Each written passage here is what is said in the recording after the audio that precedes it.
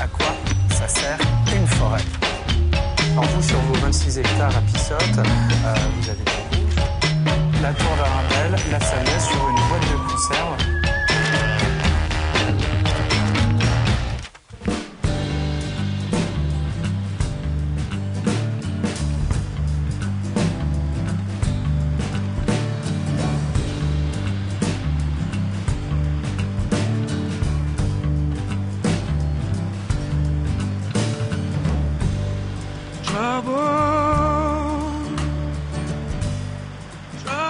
Me voici aujourd'hui en compagnie de Thierry Priouzeau, qui est maire de la commune de La Couture, non loin de Mareuil-sur-Lay, pour évoquer avec lui un édifice remarquable pour le canton, n'est-ce pas? Ce pont, qui est donc derrière nous, un pont construit par Gustave Eiffel en 1877. Ce qu'il faut signaler donc qu'il enjambe le Lay, le seul fleuve du département, et il fait la jonction entre deux communes, celle de Péau et de La Couture.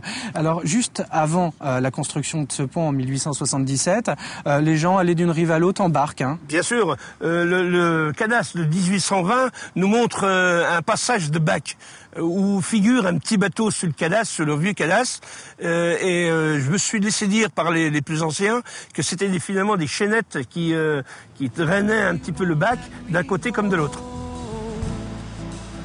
She won't let me go now. She won't let me go. She won't let me go.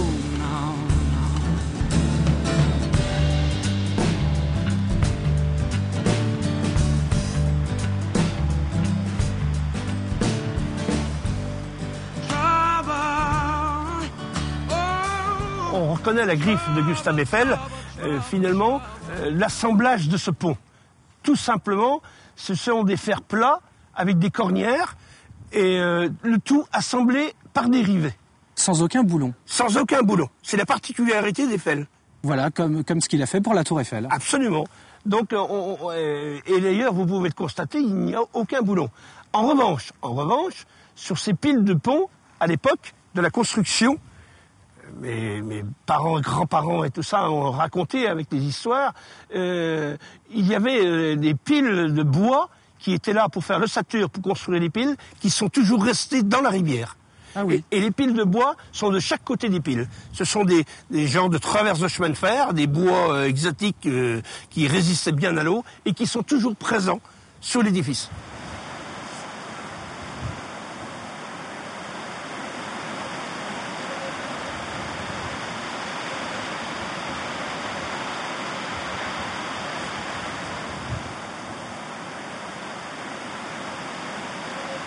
Alors, ces rivets dont vous parliez, c'est ce qu'on peut voir en grande quantité, là, ici.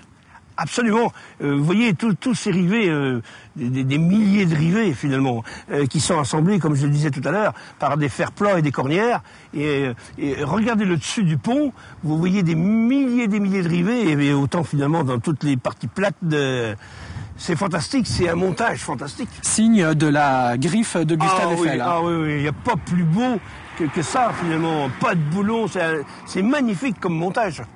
Alors dites-nous, est-ce que la population du secteur profite de ce lieu ? Ah ben absolument, finalement, parce que... Là, nous sommes sur une départementale, donc il y a du passage, mais ça reste modéré. Oui, bien sûr. Mais l'axe est porteur, hein, finalement. Au travers de ce pont, il y a eu une petite guinguette qui s'est créée sur le bas de ce pont, qui reçoit finalement l'été, de avril jusqu'à fin octobre, où les gens viennent se restaurer, où les gens viennent s'amuser, où il y a de la musique, où il y a des canoës l'été, où il y a une série pêche.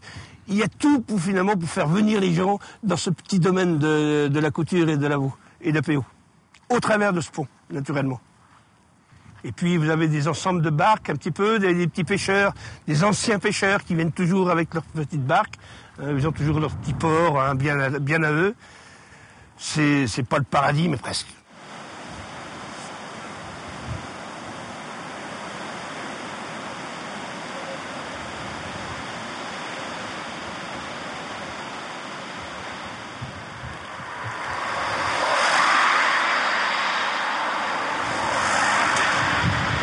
Nous avons retrouvé Maximin Babin, qui était là, présent, à côté de ce pont, en 1943, alors qu'il n'avait que l'âge de 7 ans. Il se souvient d'un événement très particulier. Alors, qu'est-ce qu'il s'est passé en 1943, alors vous étiez tout jeune ici? C'est vrai que dans la nuit du 13 juillet 1943, eut lieu le premier parachutage d'armes. Réalisé par des Anglais. Hein, premier parachutage de Vendée. Réalisé par des Anglais. Et au petit matin, les gens du coin ont retrouvé les conteneurs un petit peu partout dans la campagne, autour de ce pont. Et même, au dire de certains conteneurs auraient même tombé dans l'eau. Ils ont récupéré tout ça et stocké dans une petite baraque de pêcheurs, tout près de là, parce qu'il faut les soustraire. Là où a été édifiée d'ailleurs une stèle. Hein, là où a été édifiée, très vrai, la stèle, pour commémorer, a été édifiée tout près de cette petite baraque de pêcheurs. Puis, après, des gens sont venus avec des voitures à gazogène pour emporter les conteneurs sur la roche, pour les distribuer à la résistance, ce qu'on appelait les FFI à l'époque. Et oui, c'était la guerre.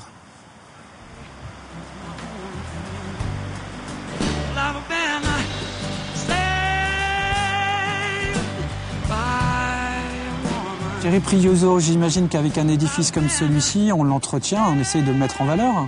Bien sûr, un édifice comme celui-ci nécessite forcément de l'entretien. Nous allons commencer donc par faire nettoyer les piles, en collaboration avec la mairie de Péau et le conseil général et le CIDEV. Puis nous allons éclairer, dans un premier temps, ces 4 piles. Ça va être magnifique, ça, la nuit, alors? Oh, je pense, oui, que le relief devrait être de qualité. Et puis ensuite, nous allons... l'État se chargera de la peinture, donc de la partie métallique. Couleur d'origine, je suppose? Couleur d'origine, naturellement. Et puis ensuite, nous allons illuminer cette partie métallique par le dessus. Donc, finalement, ça c'est d'un deuxième temps. Cet édifice mérite bien qu'on s'intéresse à lui donner une valeur. Et puis, nous avons toute la beauté naturelle de la rivière et sa petite guinguette autour. C'est un riche patrimoine vendéen.